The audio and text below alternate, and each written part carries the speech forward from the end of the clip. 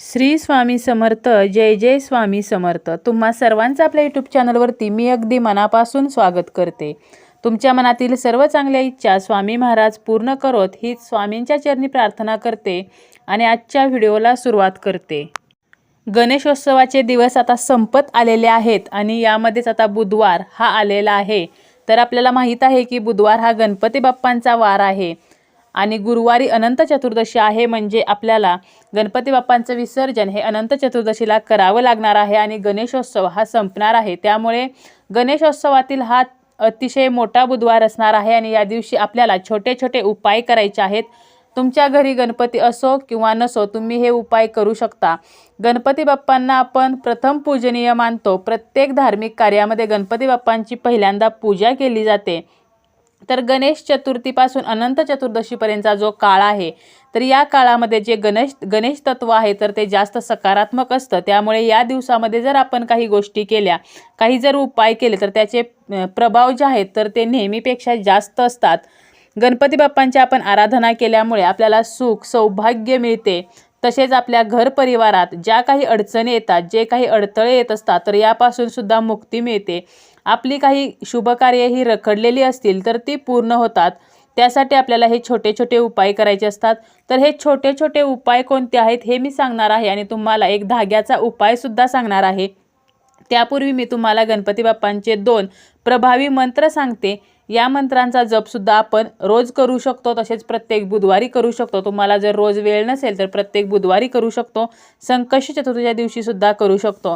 तुमच्या जीवनामध्ये आनंद यावा असे जर आपल्याला वाटत असेल तर तुम्हाला ओम गम गणपतये नमः या मंत्राचा जप करायचा आहे. आणि जर तुमच्या आयुष्यात काही संकटे असतील, दुःखे असतील आणि ती जर दूर व्हावीत असे तुम्हाला वाटत असेल तर तुम्हाला ओम वक्रतुंडाय हू तर या मंत्राचा जप करायचा आहे. तुम्ही आतापासून तुम्ही ठरवा की या मंत्राचे जप आम्ही रोज करू असं, आणि नक्कीच तुम्ही रोज या मंत्राचे जप करू शकता. गणपती बाप्पांचा आशीर्वाद हा आपल्याला नक्कीच मिळतो.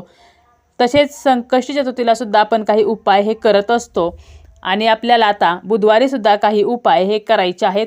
तर हे कोणते उपाय करायचे आहेत, हे छोटे छोटे उपाय काय असणार आहेत हे मी सांगणारच आहे. पौराणिक मान्यतेनुसार ज्या दिवशी भगवान शिव आणि माता पार्वती यांचा पुत्र गणेशाचा जन्म झाला तर तो दिवस होता भाद्रपद महिन्यातील शुक्ल पक्षाची चतुर्थी म्हणजेच गणेश चतुर्थी, ज्याला आपण विनायक चतुर्थी असं म्हणतो. तर गणेश चतुर्थीपासून आपण हे उपाय करू शकतो. जरी तुम्ही गणेश चतुर्थीपासून हे उपाय केले नसतील तरीसुद्धा तुम्ही बुधवारी हे उपाय नक्कीच करू शकता. कारण बाप्पांचा वार, आवडता वार ज्याला आपण म्हणतो तर तो आहे म्हणजे बुधवार. तर असे कोणते कोणते छोटे उपाय आहेत चला पाहूया. जर काही व्यवसायासंबंधी समस्या असतील तर गणपती मंदिरात जायचं आहे तुम्हाला बुधवारी आणि तेथे हिरवे मूग तुम्हाला दान करायचे आहेत. एक भांडं घ्या. ते जे भांडं आहे तर ते हिरव्या मुगाने तुम्हाला भरायचं आहे. हिरवे मूग हे अख्खे हिरवे मूग असायला हवेत. मुगाची डाळ वगैरे असं चालणार नाही. तर तुम्हाला हिरवे मूगच दान करायचे आहेत. एक भांडं भरायचं आहे मुगाने आणि तुम्हाला गणपती मंदिरात नेऊन गणपती बाप्पांसमोर हे ठेवायचं आहे. तसेच तुमच्या जीवनामध्ये तुम्हाला जर नाव कमवायचं असेल किंवा तुमची कीर्ती कायम राहावी असे तुम्हाला वाटत असेल तर तुम्हाला बुधवारी गणपती बाप्पांना शेंदूर अर्पण करायचा आहे. तसेच गूळ आणि तुपाचा नैवेद्य दाखवायचा आहे. ऑफिसमध्ये जर सिनियर किंवा बॉससोबत तुमचे चांगले रिलेशन व्हावे असे तुम्हाला वाटत असेल तर तुम्हाला गणपतीच्या पाया पडायचं आहे. यासाठी तुम्हाला गणेश मंदिरातच जायचं आहे. घरच्या जी देवघरामध्ये गणपतीची मूर्ती आहे तर त्या मूर्तीच्या पाया तर आपण पडतच असतो, परंतु या उपायासाठी तुम्हाला गणेश मंदिरात जावं लागेल. तेथे गणपती बाप्पांच्या पाया पडा आणि तेथेच तुम्हाला गणपतीसमोर बसून 108 वेळेला श्री गणेशाय नमः हा मंत्र जप करायचा आहे आणि गणपती बाप्पांना जास्वंदीचे फूल हे अर्पण करायचे आहे. तुमच्या सिनियरसोबत तुमचे रिलेशन नक्कीच सुधारेल. तसेच पती पत्नीमध्ये गोडवा राहावा तर यासाठी तूप व हळद एकत्र करून गणपतीस तिलक करायचा आहे आणि तुमच्या देवघरात तुम्हाला तुपाचा दिवा हा लावायचा आहे. आता यासाठी तुम्हाला मंदिरात जाण्याची गरज नाही. तुम्ही घरी सुद्धा तूप आणि हळद एकत्र करा आणि घरी जी गणपती बाप्पांची मूर्ती आहे तर त्या मूर्तीला तुम्ही याचा तिलक करू शकता.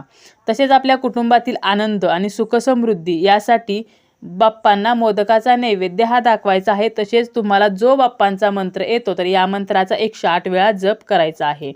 जीवनात प्रगती व्हावी असे वाटत असेल तर गणपती बाप्पांना रोली आणि अक्षतांनी तिलक करावे. तसेच वक्रतुंड महाकाय सूर्यकोटी समप्रभ निर्विघ्नं कुरु मे देवम सर्व कार्येषु सर्वदा, तर हा मंत्र आपल्याला 11 वेळा म्हणायचा आहे. जर अभ्यासामध्ये तुमच्या मुलांना काही अडचणी येत असतील किंवा त्यांची प्रवेश प्रक्रिया होत नसेल तर यासाठी आपल्याला बुधवारी एक नारळ घ्यायचा आहे आणि लाल कापड घ्यायचं आहे. त्या लाल कापडामध्ये हा नारळ आपल्याला गुंडाळायचा आहे आणि तुमची जी काही मनोकामना आहे तर ही मनोकामना व्यक्त करायची आहे आणि हा नारळ कापडासह गणपतींच्या चरणी अर्पण करायचा आहे. काही कारणाने तुम्हाला बुधवारी जमलं नाही तरी तुम्ही अनंत चतुर्दशीच्या दिवशी सुद्धा हा उपाय करू शकता. याची डिटेलमध्ये माहिती देणारा व्हिडिओ सुद्धा आपल्या चॅनलवरती आहे, तर तो सुद्धा तुम्ही पाहू शकता. तसेच एक पिवळे कापड घ्या आणि एक हळकुंड हे आपल्याला गणपती समोर ठेवायचं आहे. आता तुमच्याकडे जर गणपती बाप्पा बसलेले असतील, अजूनही तुमच्या गणपतीचं विसर्जन झालेलं नसेल तर तुम्ही त्या मूर्तीसमोर हे हळकुंड ठेवू शकता. आणि जर तुमच्या गणपती बाप्पांचं विसर्जन हे झालेलं असेल तर तुमच्या देवघरामध्ये जी मूर्ती आहे तर त्याच्यासमोर तुम्हाला हे एक हळकुंड ठेवायचं आहे. त्यानंतर तुम्हाला अथर्व शीर्षाचं पठण हे करायचं आहे आणि हे जे हळकुंड आहे तर ते त्या पिवळ्या कपड्यामध्ये आपल्याला गुंडाळायचं आहे आणि ते गणपतीसमोर तसंच ठेवून द्यायचं आहे. आणि दुसऱ्या दिवशी हे हळकुंड जे गुंडाळलेलं आहे तर त्या कपड्यासह तुम्हाला ते हळकुंड उचलायचं आहे आणि तुमच्या जवळ कुठे जर पाणी असेल तर त्या पाण्यामध्ये विसर्जित करायचं आहे. वाहत्या पाण्यामध्ये तुम्हाला विसर्जित करायचं आहे. यामुळे काय होतील तर ह्या हळकुंडासोबतच तुमची जी काही दुःखे आहेत, ज्या काही अडचणी आहेत, जी काही संकटे आहेत तर ती निघून जातात. अशा प्रकारे हा हळकुंडाचा प्रभावी उपायसुद्धा आपण बुधवारी करू शकतो. तसेच प्रत्येक बुधवारी तुम्हाला हे उपाय करायचे आहेत. बघा, असं नाही की एका बुधवारी केले की तुम्हाला लगेच फरक पडेल. आपण जेव्हा दवाखान्यात जातो, आपल्याला जेव्हा एखादे दुखणं लागलेलं असतं किंवा आपण आजारी असतो तर तेव्हासुद्धा आपण एक गोळी फक्त खाऊन तो आजार किंवा आपण लगेच बरं नाही होत तर त्यासाठी सुद्धा एक प्रॉपर डोस हा डॉक्टरांकडून दिला जातो. त्याप्रमाणेच आपण उपाय करताना सुद्धा हे सारखे सातत्याने करायचे असतात. जेव्हा तुम्ही यामध्ये सातत्य ठेवतात तेव्हा नक्कीच आपल्याला फरक हा पडतो. तुम्ही फक्त एका बुधवारी हा उपाय केला आणि लगेच म्हणाल की फरक पडला पाहिजे, तर असं होत नाही. अजून आपण कोणते उपाय बुधवारी करू शकतो तर तुमच्या घरामध्ये जर बाप्पा असतील आणि नसतील तरीही तुम्ही हा एक उपाय करू शकता. तो म्हणजे तुम्हाला काय करायचं आहे तर घराच्या उत्पन्नात वाढ होण्यासाठी गूळ आणि तुपाचा नैवेद्य हा गणपती बाप्पांना दाखवायचा आहे. तसेच तुमच्या घरामध्ये जर सतत कटकट भांडणे होत असतील तर तुम्हाला बुधवारी 21 दुर्वांची एक जुडी, तर अशा प्रमाणे 11 जुड्या घ्यायच्या आणि त्या 11 जुड्यांचा हार तयार करायचा आहे आणि तो गणपती बाप्पांच्या मूर्तीला घालायचा आहे. आणि यामुळे आपल्या घरामध्ये सुखशांती जी आहे तर ती नांदते. तसेच आयुष्यातील अडचणी दूर होण्यासाठी आपल्याला हिरवा चारा हा हत्तीला खाऊ घालायचा आहे. आता जर हत्ती नसेलच तर मात्र तुम्ही गाईला खाऊ घालू शकता. किंवा एका काश्याच्या ताटामध्ये चंदनाने ओम गम गणपते नमहा तर असं लिहायचं आहे आणि त्यामध्ये तुम्हाला 5 बुंदीचे लाडू ठेवायचे आहेत आणि हे जे ताट आहे तर ते तुम्हाला गणेश मंदिरामध्ये दान करायचं आहे. यामुळे काय होईल, तुमच्या घरामध्ये जर लक्ष्मी स्थिर राहत नसेल, पैशासंबंधी काही समस्या असतील तर या समस्या ह्या नक्कीच दूर होतील. तर असे छोटे छोटे उपाय आपण करू शकतो. प्रत्येक बुधवारी हे उपाय नक्की करा. 2-4 महिने हे उपाय केल्यानंतर आपल्यालाच जाणवतं की काहीतरी फरक हा होत आहे. कारण कोणताही उपाय केला किंवा आपण गणपती बाप्पांची कोणतीही सेवा केली तर ती फुकटही जात नाही. आता एक महत्त्वाचा उपाय म्हणजे आपल्याला एक धागा आहे तर या धाग्याचा उपाय करायचा आहे. आणि हा उपाय का करायचा आहे तर जर आपला जोडीदार काळजीत असेल, आपल्या पार्टनरला जर कशाची काळजी लागलेली असेल आणि त्याचा प्रभाव हा आपल्या नात्यावरती पडत असेल, बघा नवरा किंवा बायको या दोघांपैकी एकाला जर कोणतं टेन्शन असेल तर जे काही आपलं मॅरिड लाईफ आहे तर ते कुठेतरी डिस्टर्ब होतं किंवा वैवाहिक समस्या काही ना काहीतरी निर्माण होत असतात. त्यासाठी आपल्याला हा उपाय करायचा आहे. जर आपला पती कोणत्या काळजीत असेल तर पत्नीने हा उपाय करायचा आहे. आणि जर आपली पत्नी कोणती काळजी करत असेल, ज्याचा प्रभाव हा आपल्या नात्यावरती पडत असेल तर पतीने हा उपाय करायचा आहे. तर यासाठी तुम्हाला एक सुती लांब दोरा घ्यायचा आहे. दोरा घेताना तो सुतीच असायला हवा आणि थोडा लांब असा दोरा घ्यायचा आहे. या धाग्याला आपल्याला गाठिया मारायच्या आहेत. तर काय करायचं आहे, हा जो धागा आहे तर तो तुम्ही गणपती बाप्पांसमोर ठेवायचा आहे. तुम्ही रक्षासूत्र किंवा कलाव्याचा धागासुद्धा वापरू शकता.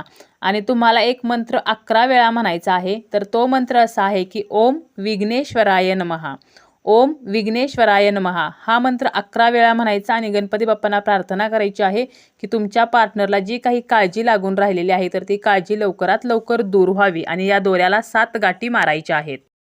आणि हा धागा तुम्हाला बुधवारचा दिवस तसाच गणपती समोर ठेवायचा आहे। आता जर तुम्ही मंदिरात हा उपाय केला तर तुम्ही हा धागा घरी घेऊन येऊ शकता, परंतु तुम्ही जर घरीच हा उपाय केला तर गणपतीच्या मूर्तीसमोर हा धागा तसाच असू द्या आणि मग त्या दिवशी संध्याकाळच्या वेळेला तुम्हाला हा धागा स्वतःजवळ ठेवायचा आहे, म्हणजे स्वतःच्या पर्समध्ये किंवा पॉकेटमध्ये तुम्हाला हा धागा ठेवायचा आहे। तर असे केल्यामुळे काय होईल की आपल्या पार्टनरला जी काही काळजी लागून राहिलेली आहे तर ती काळजी दूर होईल आणि तुमचं जे काही वैवाहिक लाईफ आहे तर ते चांगलं होईल।